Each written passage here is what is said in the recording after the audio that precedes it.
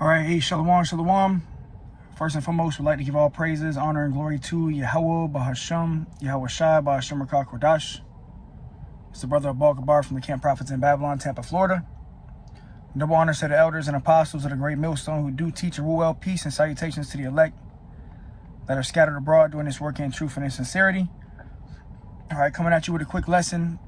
Daniel chapter 2 in the statue that Nebuchadnezzar had got in a dream, okay, that was revealed unto Daniel the prophet, all right, which represented 4 kingdoms, okay. So I'm gonna go ahead and jump right into it. I'm gonna go into verse 1, Daniel 2:1. It says, "And in the 2nd year of the reign of Nebuchadnezzar, Nebuchadnezzar dreamed dreams wherewith his spirit was troubled, and his sleep brake from him. Then the king commanded to call the magicians and the astrologers and the sorcerers and the Chaldeans for to show the king his dreams. So they came and stood before the king. And the king said unto them, I have dreamed a dream, and my spirit was troubled to know the dream.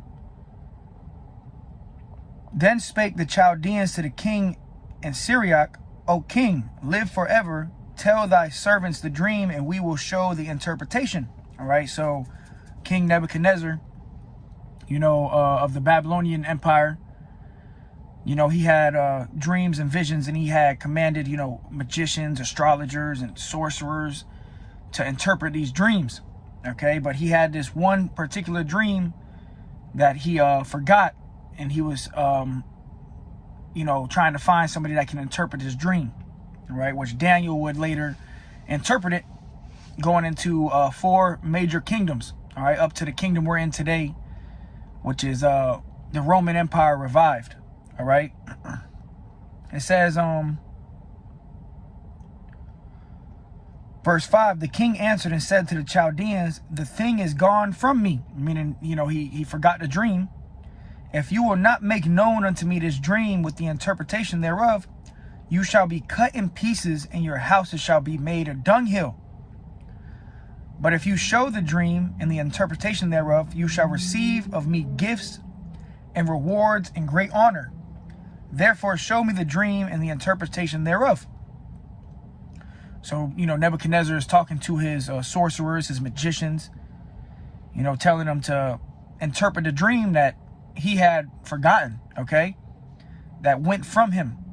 It says, and they answered again, the sorcerers, the Chaldeans, they answered Nebuchadnezzar and said, let the king tell his servants the dream, and we will show the interpretation of it.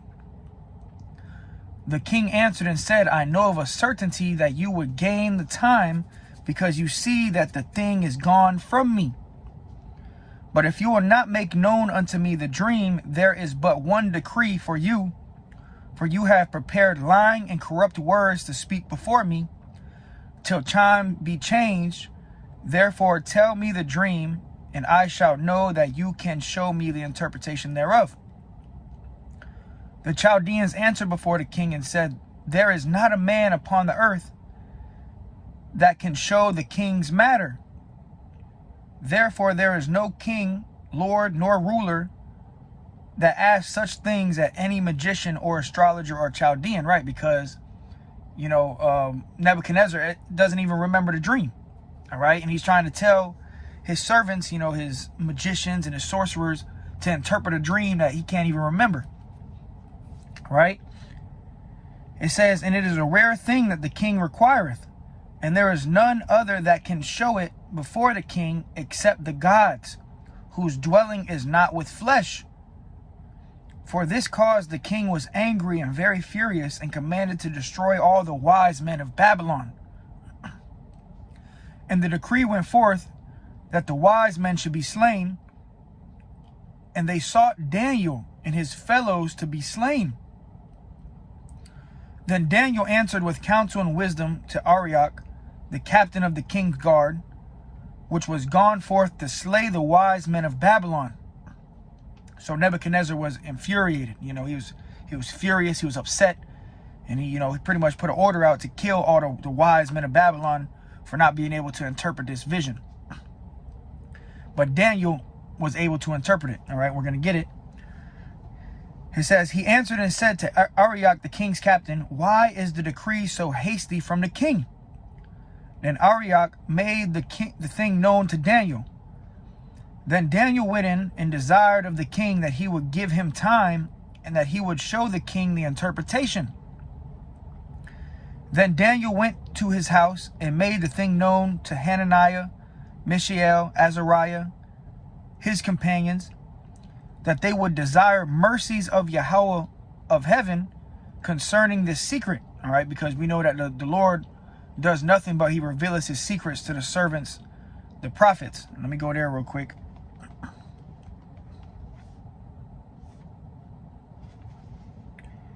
Amos 3:7, surely Yahweh Bashem Yahushai will do nothing, but he revealeth his secret unto his servants, the prophets. All right, so the secrets of Yahweh Bashem Yahushai, of dreams and visions, interpretations, prophecies, are revealed unto the servants, the prophets. All right. It says, verse 18, Daniel 2:18, that they would desire mercies of the Most High of heaven concerning this secret, that Daniel and his fellows should not perish with the rest of the wise men of Babylon. Then was the secret revealed unto Daniel in a night vision, because the Lord deals with his men through dreams and visions. Then Daniel blessed the Most High of heaven. Daniel answered and said, blessed be the name of Yahweh forever and ever, for wisdom and might are his. And he changeth the times and the seasons. He removeth kings and setteth up kings. He giveth wisdom unto the wise and knowledge to them that know understanding, right? Because, it all comes from Yahweh Bashem Yahushai. He is the omnipotent, the controller of all things. It says, he revealeth the deep and secret things. He knoweth what is in the darkness, and the light dwelleth within him. Jump into verse 25. It says, then Arioch brought in Daniel before the king in haste, and said thus unto him, I have found a man of the captives of Judah that will make known unto thee the king's interpretation. The king answered and said to Daniel, whose name was Belteshazzar, art thou able to make known unto me the dream which I have seen and the interpretation thereof? Daniel answered in the presence of the king and said, the secret which the king hath demanded cannot the wise men, the astrologers, the magicians, the soothsayers show unto the king. But there is a God in heaven that revealeth secrets, and maketh known to the king Nebuchadnezzar what shall be in the latter days. Thy dream and the visions of thy head upon thy bed are these. This is Daniel 2:31. Thou, O king, sawest, and behold, a great image. This great image, whose brightness was excellent, stood before thee, and the form thereof was terrible. Okay, and this is going into the statue, which the statue, each one of these, the gold, the silver, the brass, and the iron represented a major kingdom. Okay, that would be in rulership. It says, this image's head was of fine gold, his breast and his arms of silver, his belly and his thighs of brass, his legs of iron, his feet part of iron and part of clay. All right, so the image's head of gold, let me zoom in on this, was the Babylonian Empire, 605 BC to 539 BC. All right, the silver is the Medo-Persian Empire that took down the Babylonian Empire. All right, 539 BC to 331 BC. Then you had the brass, the Grecian Empire, and then you had the iron, the Roman Empire. Okay, which you see the iron that represented the Roman Empire. Iron is a very strong metal, stronger than brass, stronger than silver, stronger than gold, representing the military might of these of the Roman Empire. You know, that's why the Roman Empire was so powerful. It's military might. All right. So this statue, the gold, represent the Babylonian Empire, the silver, the Medo-Persian Empire that took down the Babylonian Empire. Then you had the Grecian, which was the brass. The Grecian Empire took down the Medo-Persian Empire. And then you had the Roman Empire that took down the Grecian Empire. All right? So let's keep reading. And we're at the feet of it now, okay? We're at the feet of this kingdom, which is the Roman Empire revived, that's of iron and clay. You know, and the clay goes into, you know, the depth of this place. And, you know, even when you go into the ancient Roman Empire, you know, they had a strong military might, but they started putting inferior metals into the money, okay? So it ended up failing, you know, just like this modern Babylon or modern Roman Empire is going to fail. All right. It says, Daniel 2 and 34, it says, thou sawest till that stone was cut out without hands, which smote the image upon his feet that were of iron and clay, and break them to pieces. All right. And this stone that was cut out without hands goes into Yahushua when he comes back. You know, he's going to come back on that great mountain, you know, 2nd Ezra 13, to destroy this empire that we're in right now. All right. And all these empires, you know, the Babylonian, the Medo-Persian, the Grecian, the Roman Empire, you know, they're back on this earth today. And when the Lord comes back, they're all going to try to fight Yahushua when he comes back. That's why this is one big statue. All right. But right now we're in the feet of it. All right. The modern day Roman Empire. And, you know, you had the 10 toes, which goes into the EU, you know, the common market, the EU, which I got the 10, which we'll grab that. All right. But it says, 35, then was the iron, the clay, the brass, the silver, and the gold broken to pieces together. Right. Because at the return of Yahushua, he's going to take down all these kingdoms. And became like the chaff of the summer threshing floors. And the wind carried them away, that no place was found for them.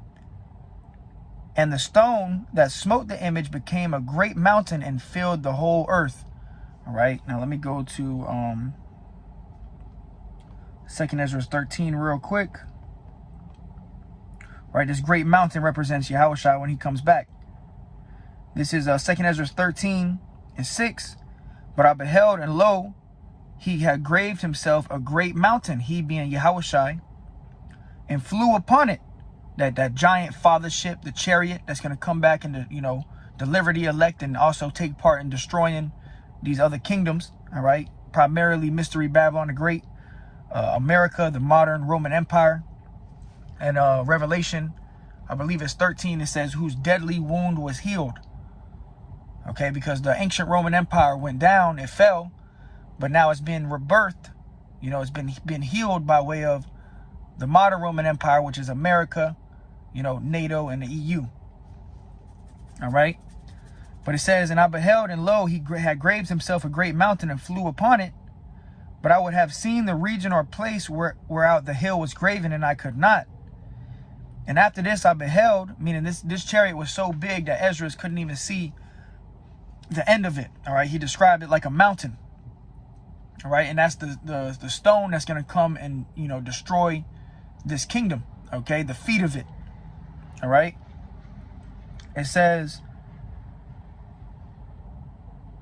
and after this I beheld, and lo, all they which were gathered together to subdue him were sore afraid, and yet durst fight. Right. Because these other nations, they're going to try to fight Yahushua when he comes back.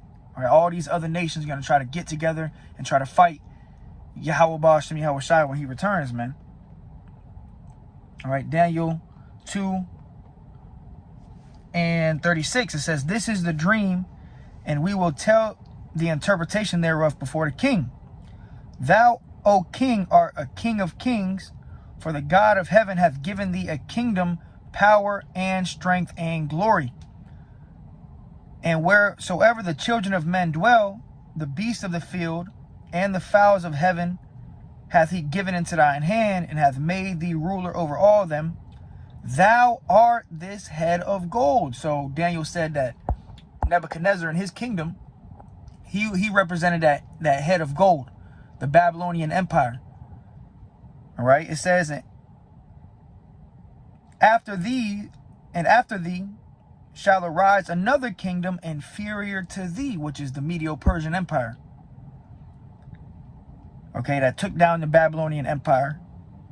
It says, and another third kingdom of brass, representing the Grecian Empire, that was going to take down the Medo-Persian Empire, which shall bear rule over all the earth. And the fourth kingdom shall be strong as iron, okay, representing the Roman Empire, which had a very strong military power. Okay, and iron is more inferior, or more superior, I should say, than all the other, than gold and silver. Like if you put an iron sword against a gold sword, the iron sword will destroy the gold sword. All right. It says, and the fourth kingdom shall be as strong as iron, the Roman Empire. For as much as iron breaketh in pieces and subdueth all things, and as iron that breaketh all these, shall it break in pieces and bruise. All right, going into how the Roman Empire was going to be superior to all the prior kingdoms. Okay, because of its military might. It says, whereas thou sawest the feet and toes, part of potter's clay and part of iron, the kingdom shall be divided. Okay, and that's what that goes into. You know, that the clay and the iron, they don't mix together. All right. And that miry clay goes into that debt. It says, but there shall be in it of the strength of the iron, for as much as thou sawest the iron mixed with miry clay. And as the toes of the feet were part iron and part clay, so the kingdom shall be partly strong and partly broken. And that's what we living in today. All right, the 10 toes, which the 10 toes is also goes into this right here in the book of Revelation. You know, the 7 heads and the 10 horns. You know, it's the 10 toes is symbolic. Also is synonymous with the 10 toes, which the 10 toes. Grab it. It says the 10 horns or the 10 toes represent the common market, or the European Economic Community, the EEC, established in 1958.